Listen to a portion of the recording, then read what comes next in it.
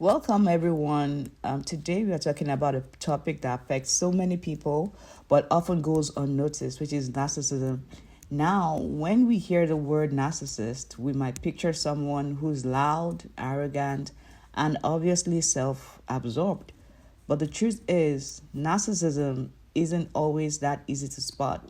Some narcissists can be charming, helpful, even generous, at least at first. But over time, certain patterns emerge that reveal their true nature. In today's episode, I'll break down 10 subtle signs that someone in your life might actually be a narcissist. Some of these things might surprise you, and if you recognize them, it could help you set better boundaries and protect yourself from emotional manipulation. So let's get into it. So the first point that I'm going to go on here, talking about is backhanded compliments. Have you ever had someone compliment you, but somehow it didn't feel entirely positive? Things like, wow, I didn't expect you to do so well on that project. Or you're actually really smart when you try. These are backhanded compliments, a classic move by narcissists. They seem like praise on the surface, but they contain subtle dig, that makes you question yourself. It's a way to keep you seeking their approval while keeping themselves in a position of superiority. The second thing that they do is one sided conversations. Something that is prominent that you'll see with such people is, whenever you're having conversations, is usually one sided. Have you ever been in a conversation where someone constantly stares the topic back to themselves? You share a personal story and somehow they twist it into something about them. You mention a win and suddenly they are talking about how they've done something even bigger. Narcissists love to be the center of attention, even in casual conversations. If you see or notice that someone always redirects discussions to focus on themselves, it might be a sign of their self absorption. The third thing we are going to discuss is lack of genuine curiosity. On the flip side, narcissists rarely show real interest in others. They might ask questions, but do they really care about your answers? Do they remember important details you've shared? Do they check on things you told them about last week?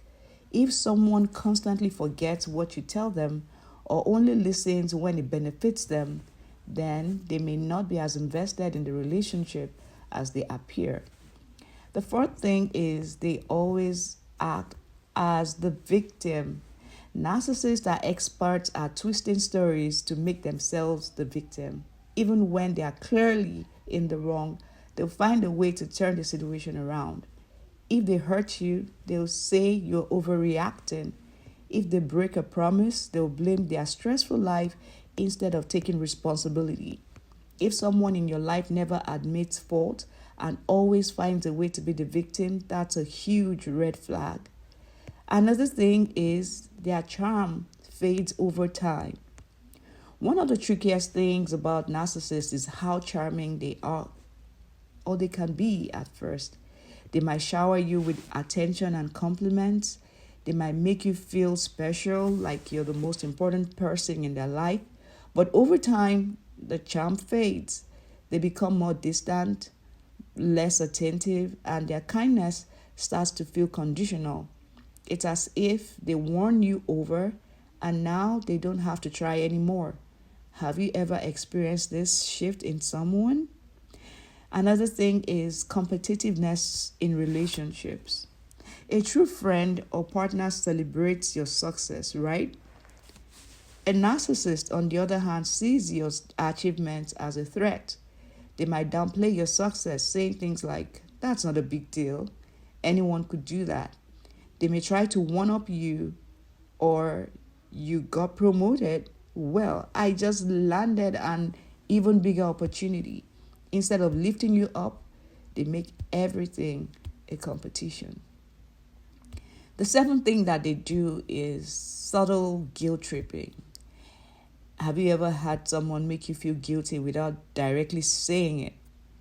Narcissists love using guilt to control others. They might say things like, I guess I just won't bother you anymore.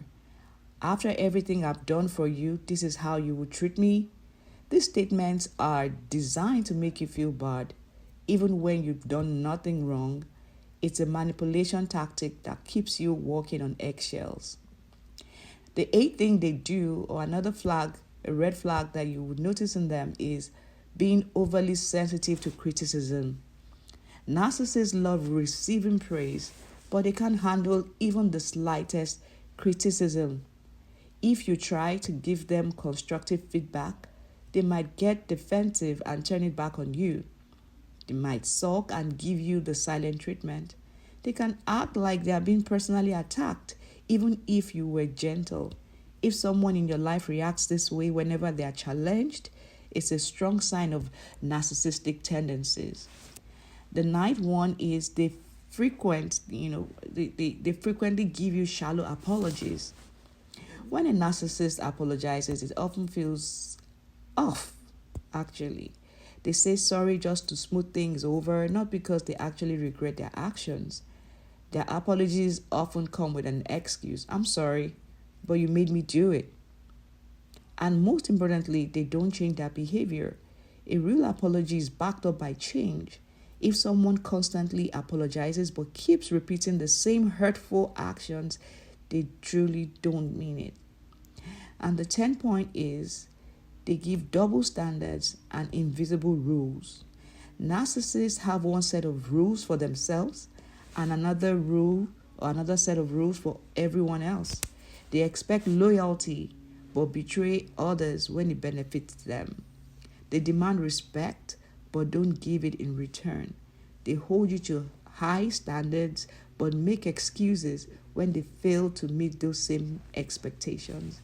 This kind of double standard creates confusion and makes you question whether you are the problem, but you are not.